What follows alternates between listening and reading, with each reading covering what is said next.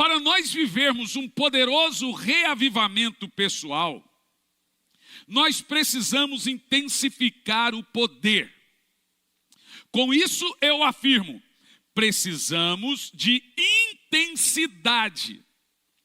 O que é intensidade? Para você vencer, veja nas Olimpíadas, para você vencer qualquer competição, você precisa ser o quê? Competitivo. Um jogador de futebol, não importa se ele é habilidoso, não importa se ele é nada, se ele não for intenso e competitivo, ele não serve para o clube. E aí eu perguntava, está aqui o nosso amigo, o Sérgio, que lida com isso, eu perguntava, por que esse jogador craque não vai para frente? Aí ele me explicou, é porque não treina bem. O treinador olha para ele no treino e ele não treina, é preguiçoso, não é intenso. Aí o outro lá é pior que ele, mas vai dar vida. No reino espiritual, meu irmão, é um reino competitivo. Nós precisamos de intensidade. Significa que se eu terminei um jejum agora, eu tenho que começar uma outra campanha de oração. Se eu terminei de oração, começo outra coisa. Vou fazer aqui 2 meses de oração de madrugada. E aí não paro, faço outra coisa. Agora eu vou também ler a Bíblia durante todo o tempo. O nome disso é intensidade. O caminho para o poder é intensidade. Irmão, eu tenho um problema diferente dos TDAH. Eu já tenho uma outra coisa que os psiquiatras, psicólogos chamam de hiperfoco. Você fala, mas isso é bom, até certo nível. Por exemplo, se eu entrar no ano para escrever um livro, nesse ano eu não vou assistir nenhuma série, ficando sem assistir uma série, não vou pegar em videogame, não vou brincar. Até aí você fala, joia, mas eu também não consigo sair para viajar, não consigo também brincar com os filhos, não consigo. Eu fico ali tão vidrado que eu tenho que terminar aquilo. Isso é chamado de hiperfoco. E é do hiperfoco que vem o perfeccionismo e o toque. Esse toque ainda eu não tenho, não estou ainda vestindo de azul não. Mas o perfeccionismo eu já estou nessa fase. Então, o que acontece? Para você viver uma vida cheia do poder do Espírito, os que fazem a diferença no reino espiritual são os que conquistam ele por força e violência. Você vai lembrar que Jesus usou esse termo desde o tempo dos profetas. O reino de Deus, disse Jesus, é conquistado por força, esforço e violência. Se o reino de Deus é conquistado por força e violência, qual é o nosso esforço nessa batalha? Para isso, a Bíblia tem mecanismos para você vencer. E infelizmente, para alguns preguiçosos espiritualmente, os mecanismos para vencer no reino espiritual são todos que a nossa carne não gosta. Nós precisamos de intensidade. Não podemos ser aquele, não, agora eu estou indo direto na igreja, agora eu não estou indo tanto. Não, agora eu estou indo direto, não, agora eu não estou indo tanto. Esse ano, pastor, 2024 eu peguei pesado com a vida espiritual, mas esse ano eu vou dar uma relaxada. Relaxa para você ver. O diabo relaxa não. Relaxa, faz isso. Você precisa entender, e nós vamos caminhar aqui, a partir de Mateus capítulo 6, porque esse capítulo, Mateus capítulo 6, é um dos mais poderosos da Bíblia. Aqui Jesus nos dá 3 instruções para intensificar o poder. As 3 práticas são as mais simples e poderosas possível para um reavivamento espiritual e pessoal. A maneira mais poderosa para intensificar poder, unção e entrar no nível com Deus sobrenatural, ou seja, aumentar a unção, poder, o relacionamento com Deus, é através de disciplinas espirituais. Você sabe quais são? O melhor lugar para estudar disciplinas espirituais está no Sermão do Monte. O Sermão do Monte contém 118 versículos e 53 doutrinas. No capítulo 7, diz o evangelista Mateus: concluindo Jesus seus ensinamentos, toda a multidão se admirou de suas doutrinas. Então olha que interessante, o Velho Testamento tem 10 mandamentos, o Novo Testamento tem 53.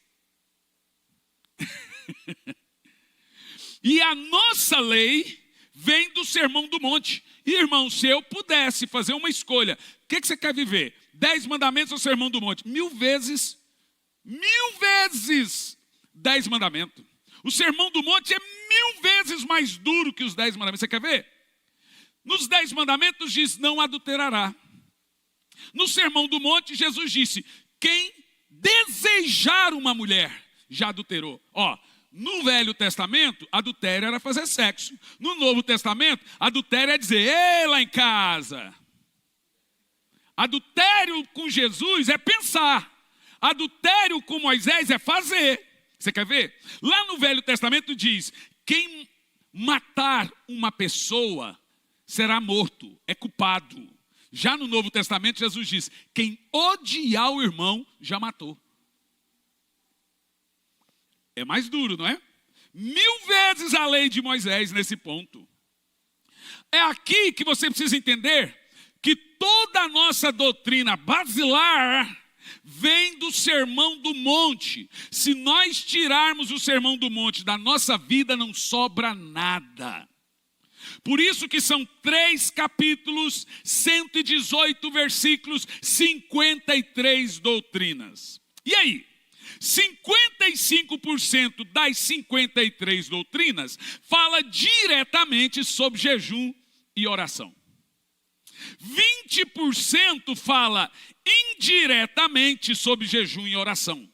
Vou repetir.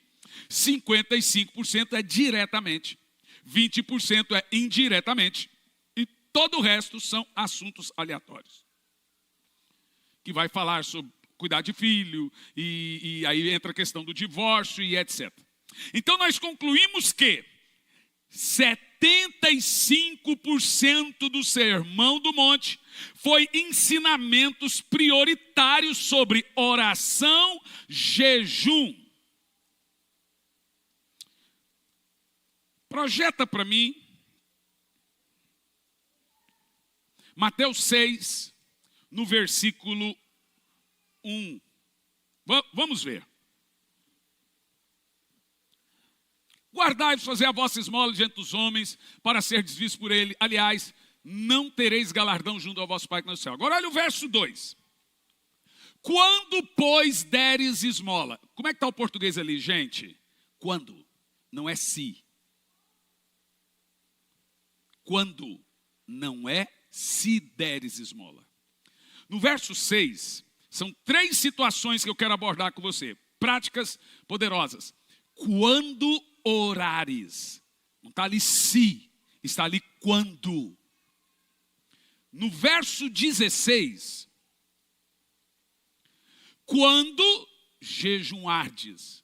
Não está dizendo se por acaso um dia você jejuar. Deixe-me te explicar. Nas 3 vezes você encontra a palavra quando der esmola, quando jejuar e quando orar. Olha que interessante.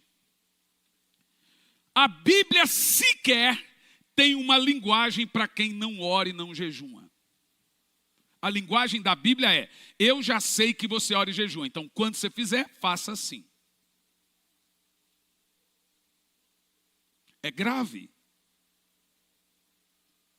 Aí nos textos, Jesus está conversando com gente que já tem o hábito de oração, jejum e boas obras aos necessitados.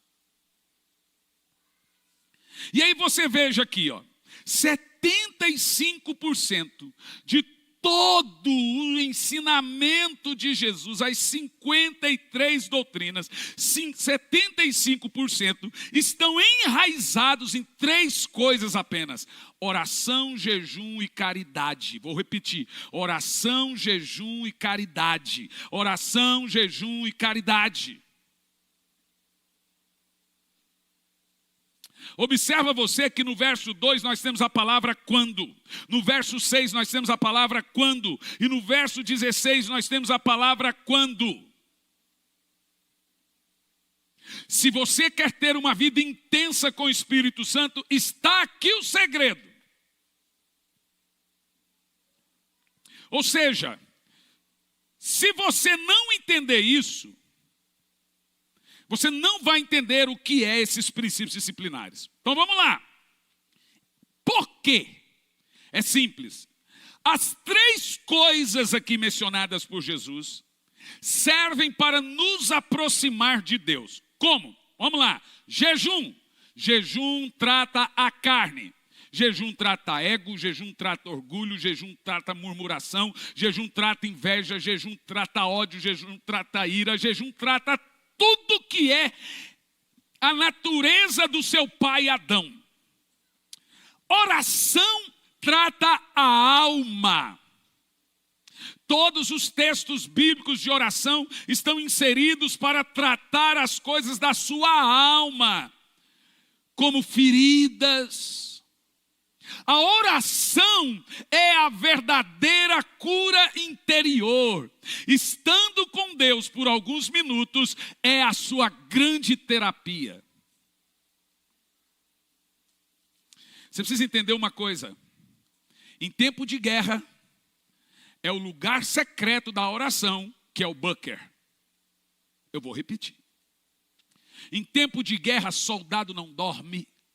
Em tempo de guerra, soldado entrincheira-se. E na batalha espiritual, a oração e o jejum é a trincheira.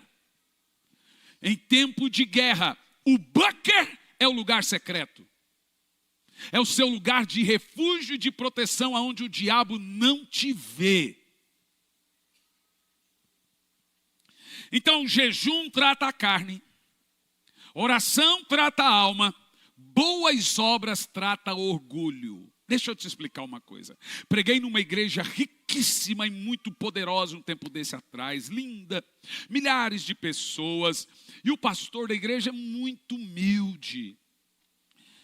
Ele olhou para mim, já um pastor que tem bem mais idade que eu, falou: pastor, se você pudesse nos aconselhar alguma coisa para a gente melhorar, só poderia dizer. Eu olhei o tamanho da igreja do homem, o tamanho do homem, falei: pastor, eu sou um menino perto do senhor, e não é só de idade, é de experiência também.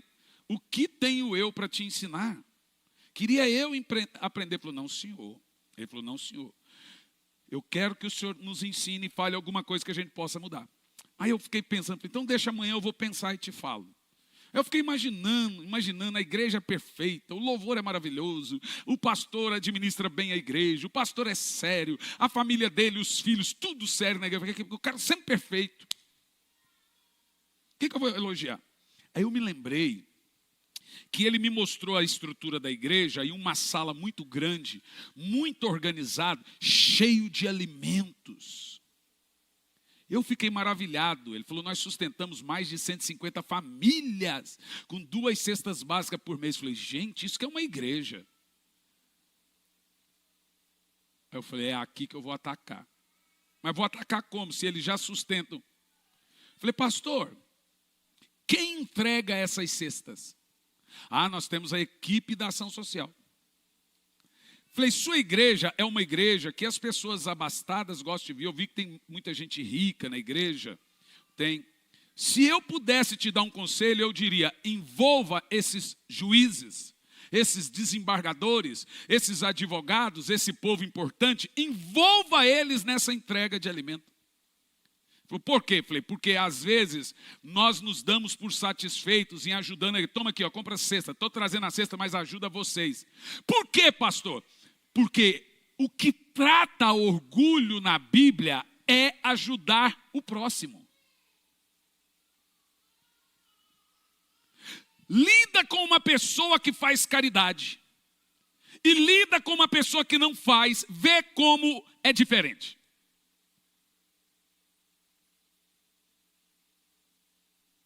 Nossa comunidade em Campo Largo, quando começou, foi engraçado, porque eu misturei rico com pobre.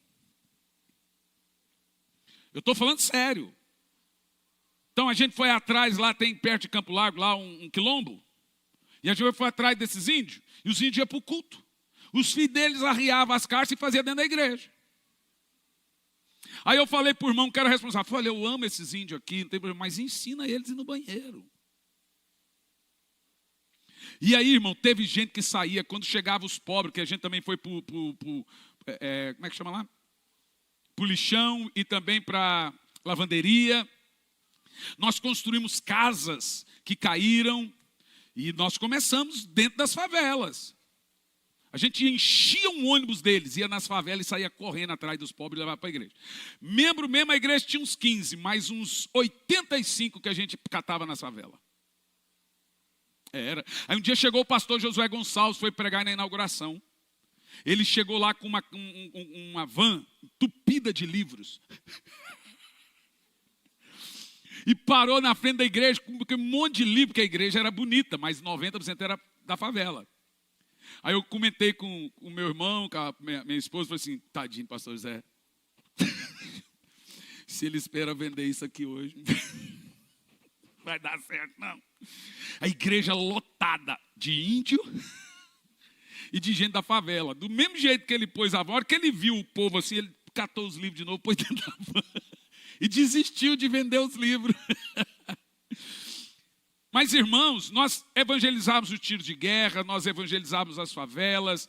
Irmão, eu vou te falar uma coisa. Foi um período assim que gente, não sei de onde, mandava dinheiro para a igreja. E foi um período muito bacana. A igreja ainda até hoje lá tem muita gente carente. Aqui a gente tenta fazer, às vezes toca ali, ó, cesta básica. E não tem para quem dar. Isso é bom, não é? Então vamos procurar para quem dá. Ninguém pede, ninguém precisa. Diferente lá de Campo Largo. Agora está saindo? Aí, já são quantas famílias mais ou menos aí, pastor de Lourdes? 15 famílias a igreja está sustentando. Olha aí que bênção, hein? Vamos aplaudir Jesus por isso. Agora eu fiquei feliz. Mas vamos melhorar isso, vamos ter umas 50. Um dia eu pedi ao irmão para fazer uma triagem naqueles que recebiam a cesta básica. Nós chegamos na casa da irmã, tinha Sky, tinha videogame, tinha não sei o que, e recebendo cesta básica. Eu falei, irmão, cesta básica é para pobre, é para quem precisa, para quem necessita, não é para quem ganha o dinheiro da cesta da igreja, e aí economiza ele e gasta com outra coisa. Não, esse não é o propósito. Mas por que eu estou dizendo isso para vocês? Porque quando nós nos envolvemos com o necessitado, nossa carne vai ficando amaciada, a gente vai se sentindo igual. Jesus, entendendo isso, ele entendeu que a única maneira de tratar o orgulho dos crentes era fazendo eles se envolver com pobres, para se sentirem iguais. Ninguém é melhor que ninguém aqui, irmão. Seu dinheiro não te faz superior. Tem gente que é tão pobre, mas tão pobre que só tem dinheiro. Então a Bíblia leva a sério e vai, ajuda o necessitado, faz parte do escopo da Bíblia, do revestimento e da intensidade de poder. Eu te provo. Lembra de Cornélio? Quem lembra de Cornélio? Atos, capítulo 10, fala de Cornélio. Você vai lembrar de Cornélio, o marido da Dinorate, o do Petrúquio.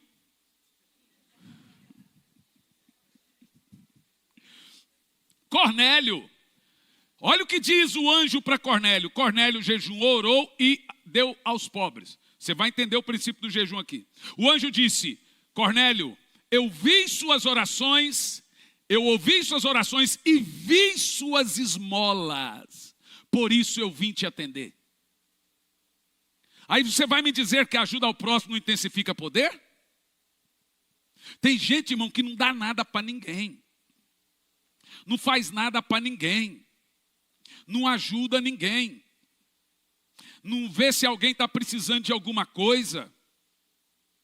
Nós temos que entender que quando você cria essa cultura, eu já ensinei aqui na igreja, os irmãos, está aí por Curitiba fora, está cheio de venezuelano por aí, ó.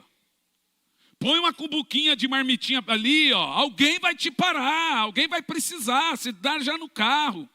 Estava passando no drive lá no portão com a minha esposa, e a hora que eu virei o carro no sinal, veio um venezuelano assim, ó, eu estou com fome. Aí eu parei na porta do drive, olhei lá do outro lado, vem cá. Ele olhou e falou assim, sim, senhor. Tiene hambre? Le mucha. Falei assim, venha comer. Eu vou pagar o seu almoço. Ele falou, me dá 2 minutos. E ele sumiu. Falei, amor, o cara sumiu. Nós estamos isentos. Livrou a gente, não precisa pagar não. Sumiu. Daqui um pouco eu olho, irmão, tinha uns 15 com ele. Falei, meu Deus, o que eu fiz? Esta é minha família, meus sobrinhos, não sei o que, não sei o que, não sei o que. Eu falei, meu Senhor. Olhei para minha esposa e falei assim, aquele cartãozinho vagabundo está aí? Aquele, porque hoje vai precisar. Histórias como essa a gente tem de muitas, é muito. Peço que Deus trata a gente, treina a gente. Agora você precisa entender o seguinte, preste atenção no que eu vou te dizer. Se você não fizer boas obras, não aprenderá a humildade nunca. Se você não tiver contato com gente necessitada, sua carne vai pensar que você é melhor do que você é.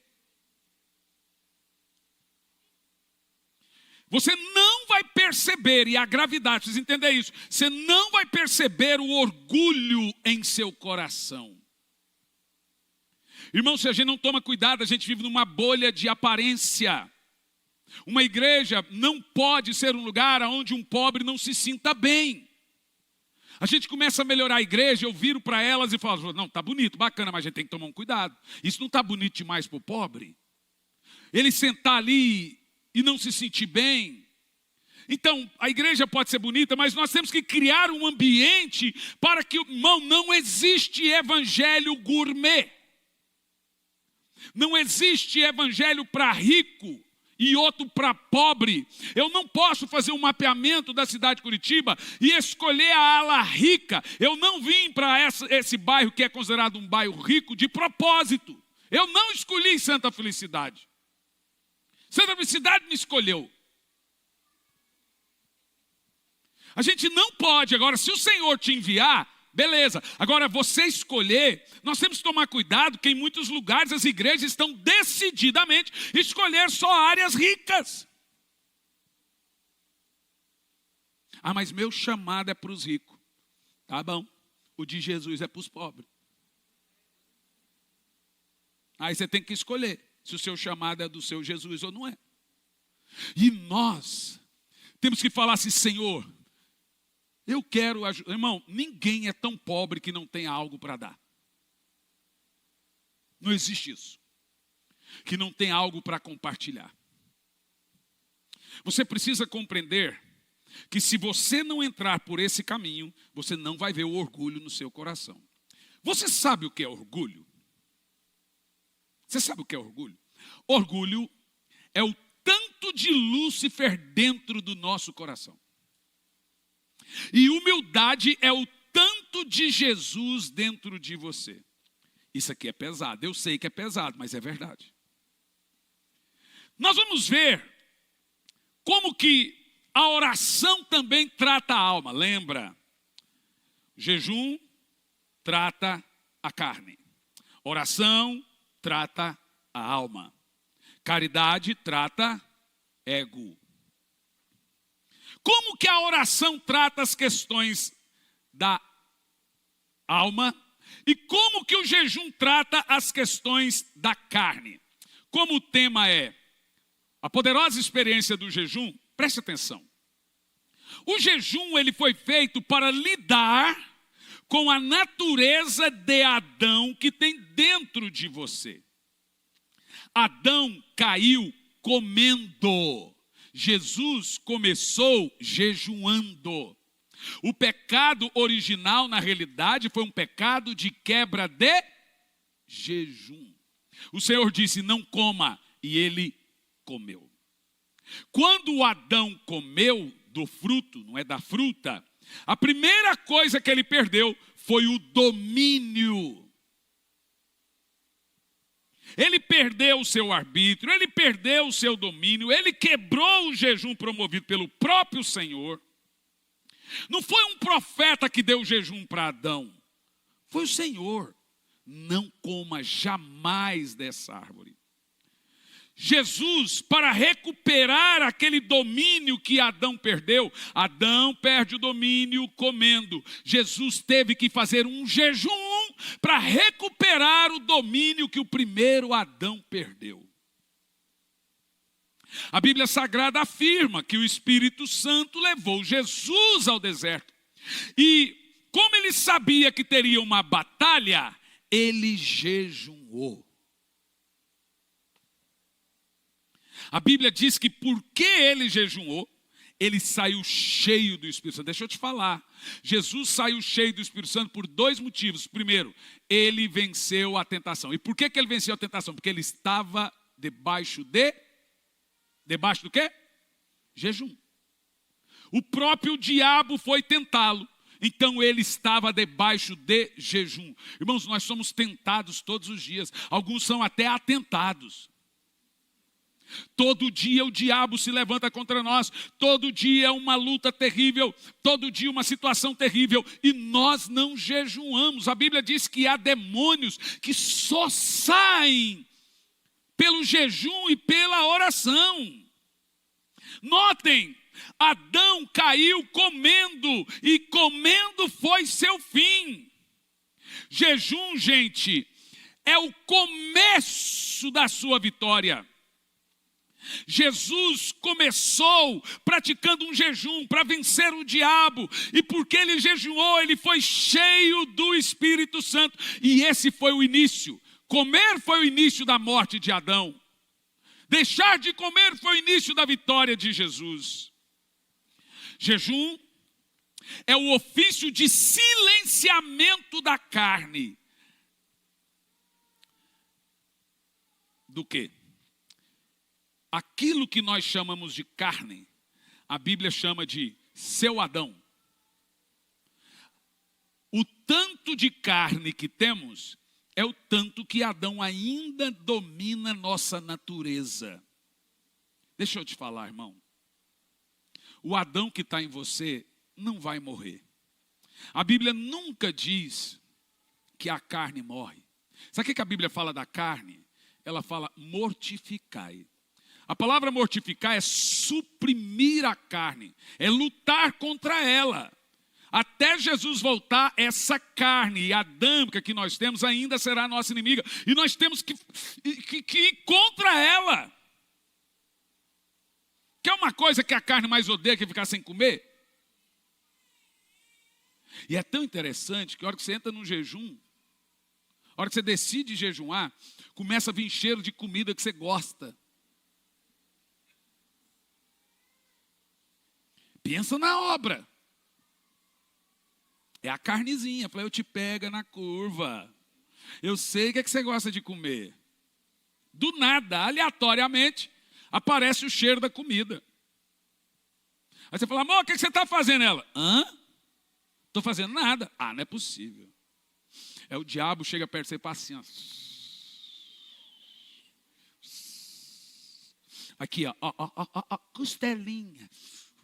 Ó, mandioquinha frita e bem crocante. Não, só pode ser brincadeira. Não, os que gostam de doce, né? Meu Deus, do nada veio na minha cabeça um pudim. Você sonha com comida correndo atrás de você assim.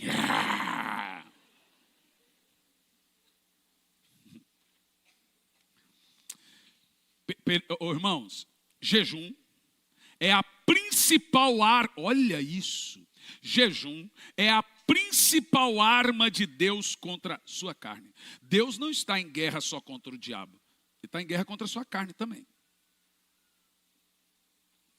Então, o caminho para vivermos um reavivamento, uma unção, um momento poderoso em Deus é humilhando-se. Eu vou entrar nesse caminho aqui, presta atenção. Humilhar-se. Humilhar-se. Quem pode entender seus próprios erros? Salmo 19, dos versos de 12 ao 14, olha o que o salmista nos instrui. Quem pode entender seus próprios erros? Expurga-me, tu, dos que me são ocultos. Davi está dizendo que ele não consegue saber quando ele está errado. Davi está dizendo, não é fácil ver que você tem problema. Continua. Também da soberba, guarda teu servo. Olha só, a coisa é tão grave que ele pede para Deus ajudar ele a lidar com a soberba. E prossegue. Guarda teu servo da soberba para que não se assenhorie de mim. Que ele está dizendo, para que eu não seja meu dono, meu senhor. Então serei sincero e ficarei livre de grande transgressão. Davi aqui me ensina uma coisa poderosa. Primeiro, orgulho é uma grande transgressão. Orgulho é o pior de todos os pecados, porque ele faz Deus se lembrar de Lúcifer. Imagina você, um filho de Deus, lembrar Deus de Lúcifer.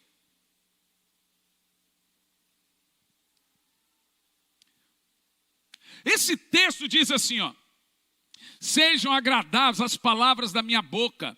Eu falei domingo muito sobre maldizentes e palavrões. E a meditação do meu coração perante a tua face, Senhor, rocha minha. Aí ele diz assim, ó, meu libertador. Davi está usando o termo, eu preciso de libertação. Davi está dizendo, eu preciso de libertação porque eu não consigo ver sozinho meus erros. Aí tem gente que quer sinceridade, mas não gosta de pastor sincero. Gosta mesmo é de ser massageado, que mintam.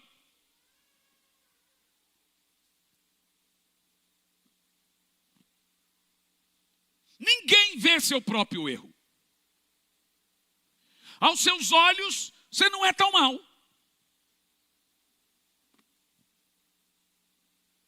Orgulho é o principal obstáculo para andar em poder. Humilhar-se é o principal princípio para andar em poder. Nós vamos começar, segundo Crônicas 7:14. O texto majoritário aqui diz assim, ó: se o meu povo, que se chama pelo meu nome, se humilhar. Presta atenção, olha para mim. Não pense você que qualquer coisa que está acontecendo é Deus te humilhando. Deus não humilha, Ele abate.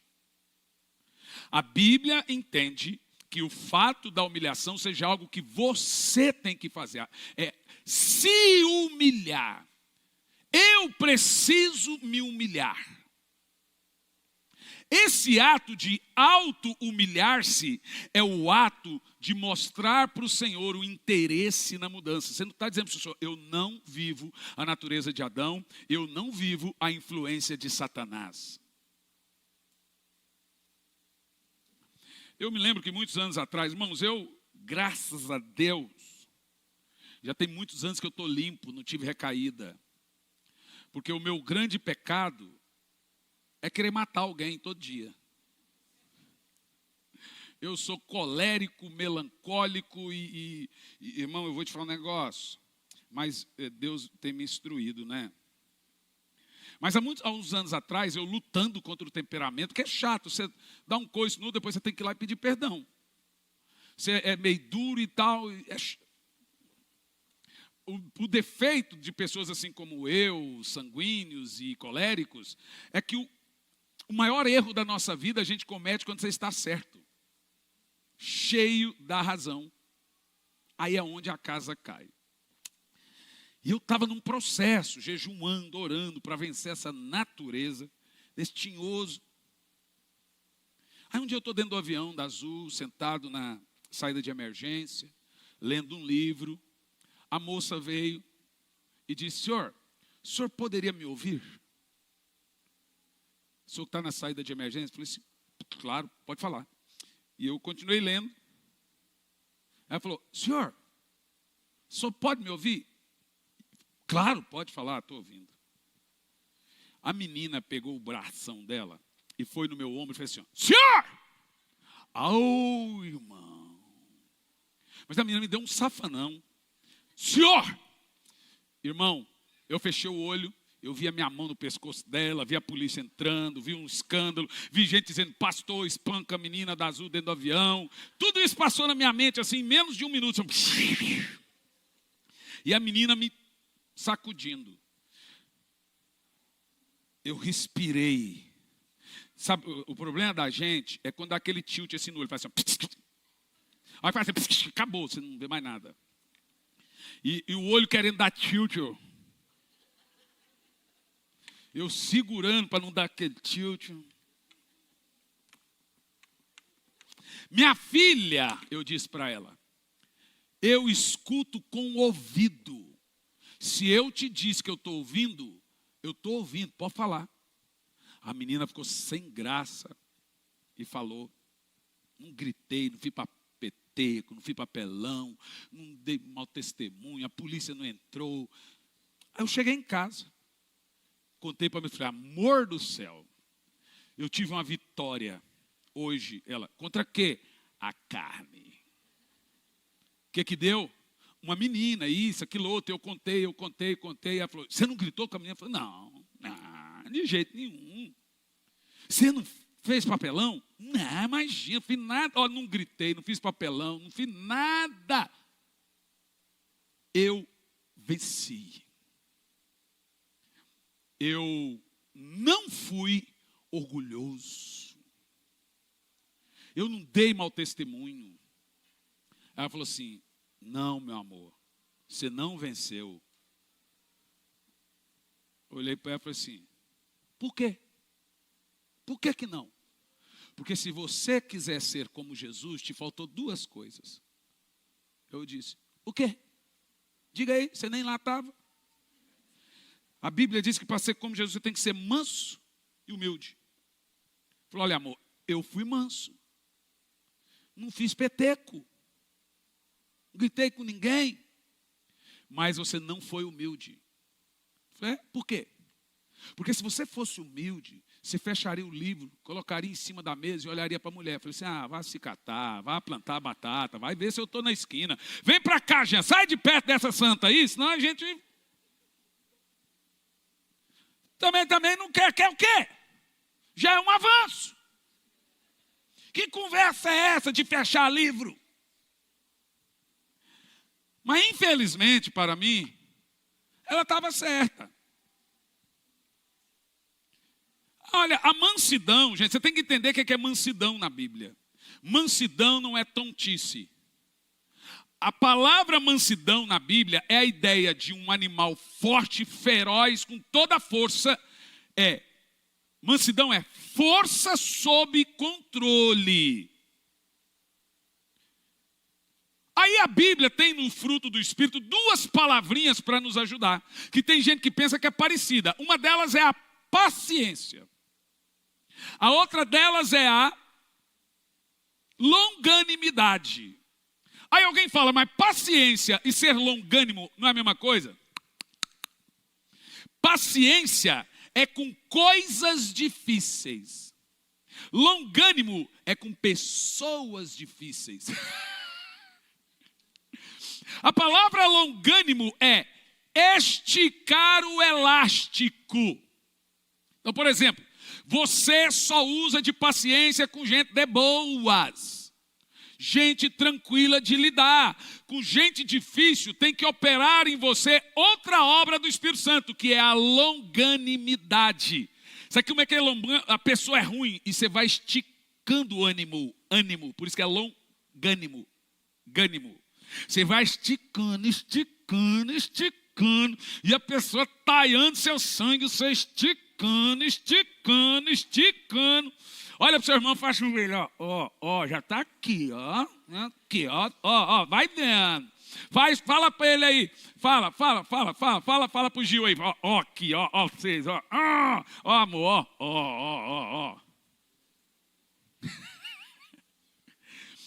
Você não precisa usar longanimidade com gente boa. Aí você pensa assim, nós na igreja só queremos gente boa com a gente. Quando a pessoa é difícil, a gente dá um jeito dela picar a mula. Ah, pastor, mas eu tenho que ver que essa pessoa é difícil, ela dá problema onde vai. Ué, mas ela está o quê? Numa igreja. A santidade de Jesus era diferente da santidade dos fariseus.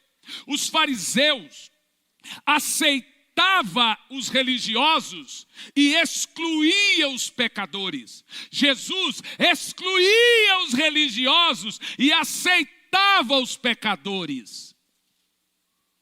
Jesus era longânimo, ele só lidava com gente ruim. Simão Zelote era o Boulos da época, líder do MST na época de Jesus.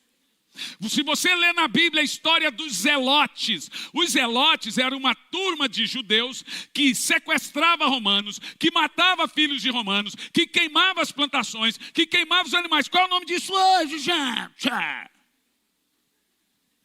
E Jesus tinha 3 discípulos zelotes. Égua, macho. Primeira vez que eu descobri isso, eu já vi pastor em época de eleição em cima do púlpito falou assim: ó, se você é do PT, rumo outra igreja para você. Ah, Jesus agora não morreu para gente do PT. Eu acho que eles são os que mais precisam. Quer dizer que a igreja só pode ter gente que não é de esquerda? Que raio de evangelho seletivo é esse, gente?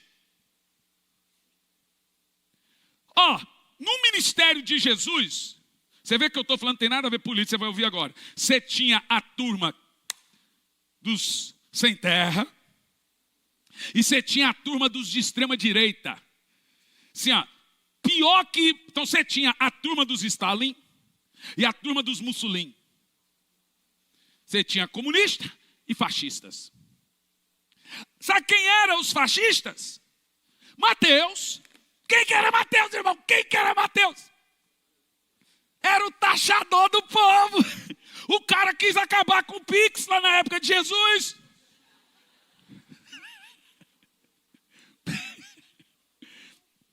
O que Jesus fez? Ele pegou a turma dos exaltados que queimavam as casas. Simão, João, Tiago. Sabe quem era Tiago? O treteiro, sabe quem era? Irmão de Jesus.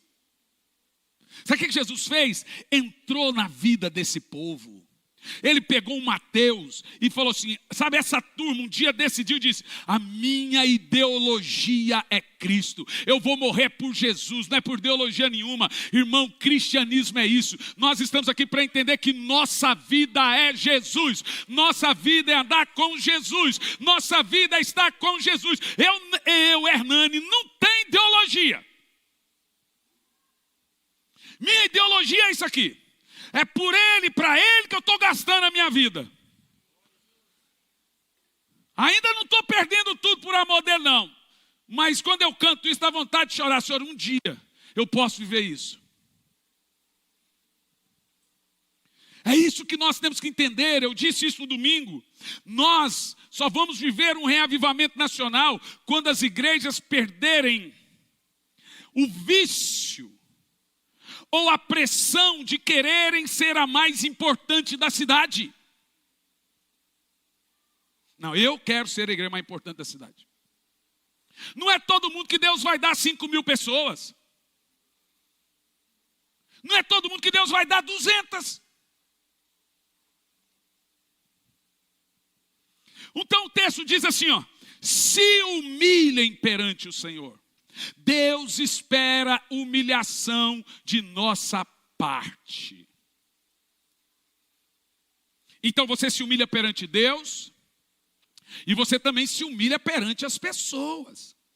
Pedir perdão para quem tem que pedir. Reconhecer erro. Olhar para a esposa. Te fiz alguma coisa? Você está magoada? Porque o tal do olhar dentro do olho, por isso que a gente gosta de conversar na cama com meia luz. Todo mundo está olhando para o teto, ninguém tem que olhar um para o outro. Olha, a pessoa pior de você se humilhar é a esposa, é o marido. Porque a gente passa o ano todinho com revanchismo. Não, eu estou certo, não, eu estou certo. Aí quando tem que se humilhar? Desculpa, tá? Também não sou santo. Também não sou santa. A gente também erra. Aí você olha assim, eu quero te pedir perdão. Aí ela começa, mas eu estou pedindo perdão. Vocês estão se vendo, né? Todo mundo se achando. Ó, o pastor Hernani é o espelho agora. Ó. O Senhor diz, meu povo quer romper espiritualmente? Se humilhe. Nesse texto de 2 Crônicas tem 7 partes, você percebeu? 7 partes e 4 condições para cumprir. E 3 promessas. 4 condições.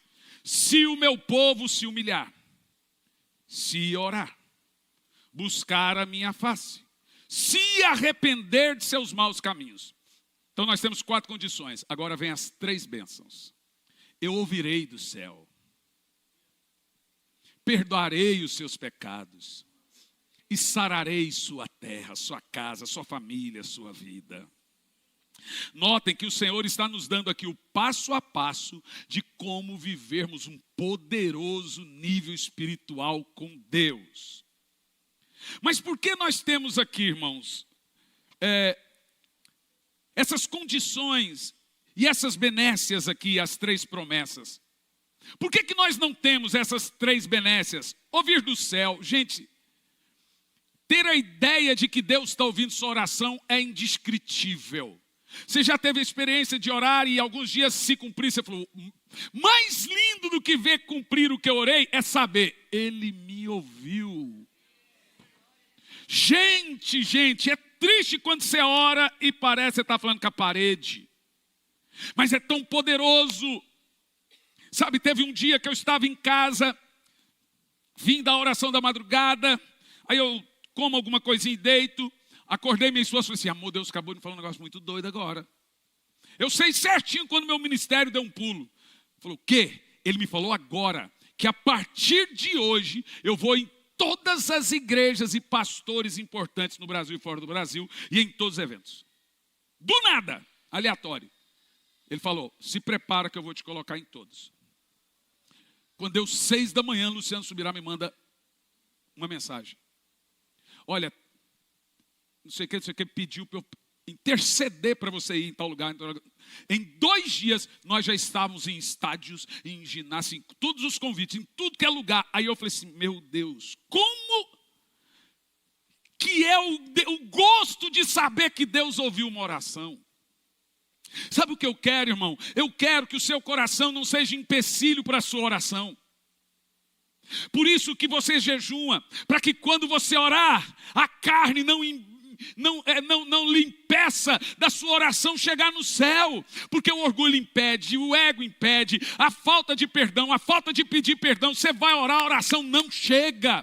Jesus disse, você tem algo contra alguém, ou alguém contra você, deixa a oferta no púlpito, não ore, vai lá e peça perdão, e aí vem e ore, porque não adianta orar, quando você tem reservas no coração. Por isso que o segredo para intensificar poder é esse.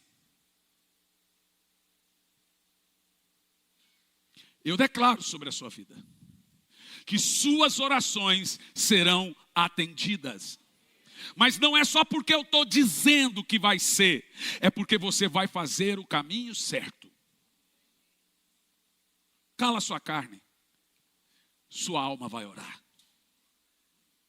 Vá para o seu bunker, que é o seu lugar de oração. Entra em guerra. Uma vez aqui na Móveis Aliança, o dono dos Móveis Aliança gostava muito de mim. Quando eu fui comprar os móveis para me casar, os meus 20 anos de idade, eu cheguei lá e cheguei pregando. O moço era um sírio-libanês, seu Agi, falecido Agi, riquíssimo. Falei assim, Agi, eu vim aqui comprar uns móveis, só que eu não tenho dinheiro. Irmão, eu sempre fui meio doido. Ele olhou para minha cara e falou assim, mas como é que alguém compra com você dinheiro? Ó, deixa eu falar uma coisa para o senhor. Eu sou um servo de Deus, eu não falo mentira, eu vou pagar o senhor, mas eu não tenho dinheiro. Não tem dinheiro, eu posso pagar do meu jeito. O que você quer comprar? Pouca coisa? Não, tudo.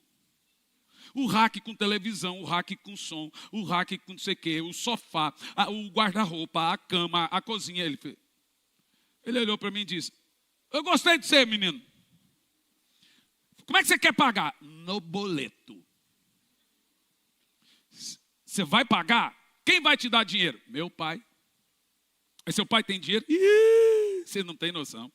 Meu pai é muito rico. Aí ele falou, tá bom, tá vendido. Ele me vendeu tudo assim, gente. Minha esposa entrou dentro do apartamento, para falar que ela não pôs nada, ela comprou um jogo de colher. Comprou também uma máquina de lavar, Mas eu pintei tudo, arrumei tudo e etc. Quando ela chegou no casamento, ela tomou um susto. O que é isso aqui? Aí ia lá minha sogra comigo, lá na aliança no Seu Agir, fui comprando tudo. Aí eu orei. Seu Agir, eu não vou orar aqui agora não, o senhor está pedindo. Ué, você não vai orar por mim? Te abençoei, não sei o quê. Eu falei, não, eu vou vir amanhã. Qual é a hora que a loja abre? Ele falou assim, a loja abre 9. Então, 7h30 eu estou aqui. O senhor vai falar para todos os funcionários chegar meia hora antes. O que você vai fazer? Eu vou orar. Irmão, eu entrei dentro daquela loja às 7h30 da manhã. Num grito, parecia um terneiro desmamado. Demônio! Tudo para mim era demônio. Irmão, e começou a cair funcionário endemoniado. E caindo, pá. Eu falei assim, Agir, é aqui que está o tanque furado. É aqui, ó. Esses demônios aqui, se eu trabalho e não está vendo resultado. É aqui que está o tanque furado. Irmão, eu tinha 20 anos de idade. Eu não terminei de pagar os móveis. Seu Agir não deixou. Foi assim, não fui só eu, muita gente da igreja foi depois lá para comprar, pus muita gente para trabalhar lá, Mãe Lourdes mesmo, mas um monte de gente foi. Morreu o Seu Agir, né? Mas eu aprendi, então eu ensinava os irmãos, chega no seu trabalho e bota quente. A capeta! Esse lugar é pequeno demais para nós dois. Tu está pensando que você é quem, Satanás? A Bíblia diz que vem por 7 caminhos fugirão. A Bíblia diz que não há maldição sobre a minha casa. E eu estou aqui firmado na palavra de Deus. Eu estou debaixo, irmão, vai para a guerra, pai. Diga, Senhor, oh meu Deus. E tem uns aí, irmão, com uns espíritos de comiseração, que eles têm uma glorificação com a sua dor. Porque eu não estou aguentando.